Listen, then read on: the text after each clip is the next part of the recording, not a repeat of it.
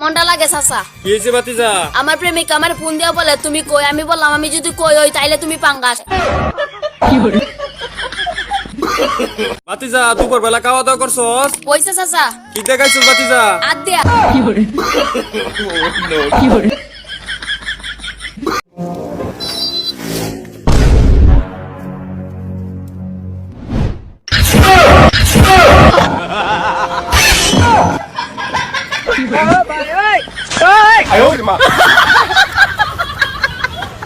পোলাপান সামনে থেকে সরে যা, নাইলে উপর দিয়ে নিমু। কিছুক্ষণ আগে উপর দিয়ে বিমান গেছে, কিছু হয়েছে না? আর তোমারটা তো বড়বড়ি।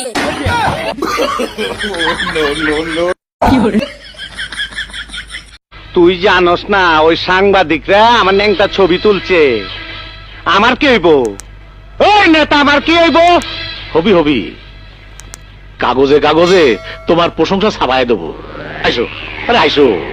চাচা দুইটা কারণে আমার প্রেমিকার হলে আমি মোটরসাইকেলে ঘুরতে পারি না। কি কস ভাতিজা? কি দুইটা কারণে ঘুরতে পারস না? প্রেমিকা নাই, মোটরসাইকেল নাই। ধন্যবাদ জানাই তোমারে মনটা আমার ভাঙার জন্য। আজকে আমারে পর কইরা আপন করছো আর এক জন্যে। আমিও দেখতে চাই সে কতদিন আপন কইরা রাখে তোমারে।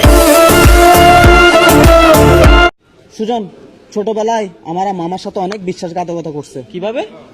আমার আম্মু যখন আমাকে ছোটবেলায় মারতো, আমি দৌড় দিয়ে বাসার থেকে বের হয়ে যেতাম। আমার আম্মু আমাকে বলতো আয় তোকে মারবো না, কিন্তু ঘরে ঢোকার সাথে সাথে আবার মায়ের স্টার্ট করে দিত। 2 দিন আর 3 দিন ভালোবাসার বয়স, পরের দিন জ্ঞান দিতাছে তুমি আমার বেস্ট চয়েস। কপাল।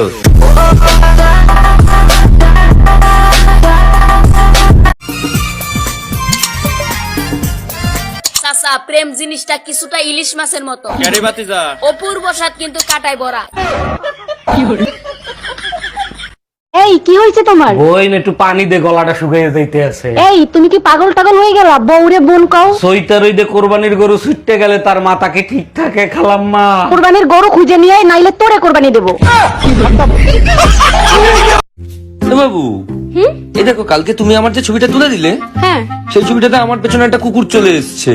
হ্যাঁ, তো সমস্যা কি আছে? ক্যাপশনে দিয়ে দেবে সামনেরটা আমি।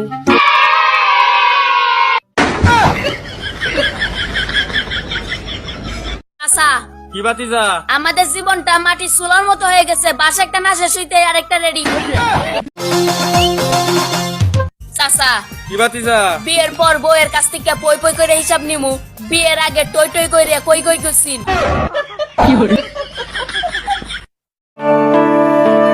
চাচা কি ভাতিজা? আজকে টিটিরে টগাইছি, এবার খুঁজো কামারে। কিভাবে ভাতিজা? ট্রেনের টিকিট কাইটা বাসে আইছি। জানো কোরবানির গরুগুলোর সাথে তোমাদের দারুণ একটা মিল আছে। মানে কি? কি বলতে চাও তুমি? আর কি মিল খুঁজে পাইলা? যেমন ধরো কোরবানির গরুগুলাকে সাজিয়ে গুছিয়ে কোরবানির হাটে তোলা হয়, হক হালাল ভাবে তাকে কোরবানি করা হবে, তার জন্য তাকে সাজানো হয়। তেমনি বিয়ের সময় তোমাদেরকে সাজিয়ে গুছিয়ে নিয়ে আসা হয়। এখন না সম্মান লাগবো না ভালোবাসা, এখন লাগবো শুধু টাকা।